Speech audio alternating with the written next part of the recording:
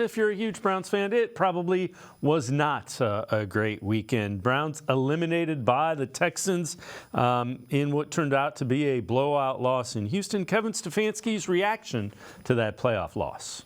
It's very abrupt when the season ends, and all our guys really put in so much work, and to not be playing any more games, that's tough. That's hard for our guys and hard for us as coaches. So that's the immediate emotions and the first thing you think about when you wake up on a day like this. And then you also have to step back and express gratitude, because I am extremely grateful for this football team.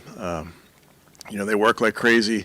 They did everything I asked them to do, really going all the way back to April. And they fought for each other. I think those are a bunch of guys that care about each other. And I think you saw that throughout this season, and just the things that they went through and kept coming back. So I'm really proud of this football team. Again, disappointed in how it ended, of course. Disappointed when it ends, but I don't want to lose sight of the accomplishments of this football team, and I give them a ton of credit for that. With that, let's welcome in Scott Petrak, Browns beat reporter for the Elyria Chronicle-Telegram, as well as BrownsZone.com. And Scott, they look like a beat-up team. They looked. I thought they had more talent. They looked outmanned. Yeah, I mean, it's tough. It's one game, right? I think just because they lost and got blown out, that happens in the league.